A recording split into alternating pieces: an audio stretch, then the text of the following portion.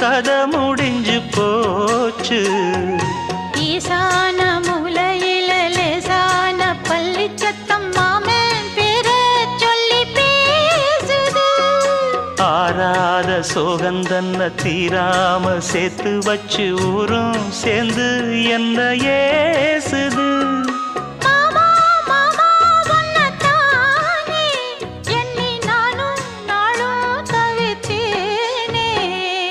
கூண்டுக்குள்ள என்ன வச்சு கூடி நின்ன ஊற விட்டு கூண்டுக்குள்ள போனதென்ன கோலக்கிளியே.